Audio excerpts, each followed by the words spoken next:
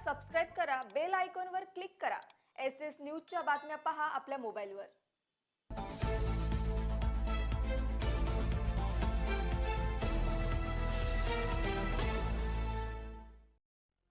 नमस्कार, मी Shilpa Baviskar. SS news मध्ये आपलं स्वागत आहे। चला तर मग जाणून घेऊयात आजच्या महत्त्वाच्या बातम्या। उल्हासनगर शहरात संत रविदास महाराज यांची 649वी जयंती मोठ्या उत्साहात साजरी करण्यात आली आहे। हरिभक्त परायण ज्ञानेश्वरी बाबळे महाराज यांचं प्रबोधनकार कीर्तन संपन्न झालं। यावेळी संत रविदास महाराज यांच्या कार्याला कीर्तनातून उजाळा दिलाय। तसेच सामाजिक, शैक्षणिक आणि राजकीय क्षेत्रात काम करणाऱ्या नागरिकांचा सन्मान करण्यात आलाय। आपण जाता जाता बऱ्याच कोणी मला धम्मदान दिलं, अजूनही कोणाची इच्छा असेल तर धम्मदान द्यावं अशा प्रकारची भावना व्यक्त करून सर्व सन्माननीयांचं चल वारुळाला नागोबाला मारायला नाही तर काय हो, आता वारुळ काय सिमेंट कॉन्क्रीटचा बंगला आहे का?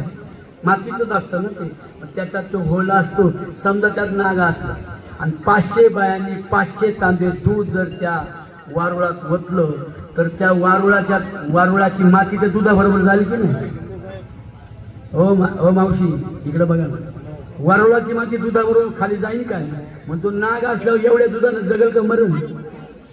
म्हणून तेवढं दूध वारुळात ओतण्यापेक्षा या कार्यक्रमाचे अध्यक्ष माननीय बाबूराव माने साहेब, माजी आमदार धारावी मुंबई यांच्या हस्ते आज सन्मान करतो की आपण त्यांचा सन्मान करायचा।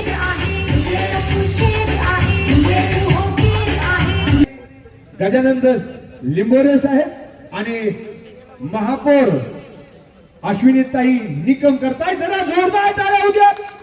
अनेक वर्ष या ठिकाणी अण्णासाहेब ढोकळे ठाणे प्रदेश अध्यक्ष RPI यांचा सन्मान की आपण त्यांचा सन्मान करावा। सुद्धा यांच्या सन्मानासाठी यावं प्लीज।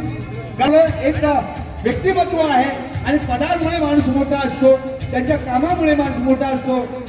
ज्ञानेश्वर बाबळे कार्यकर्त्यांच्या वतीने वसईकर सोनवणे आणि सर्वच यांच्या हस्ते करणार टाळ्या चिंबूशी काय सन्मान केला जातोय।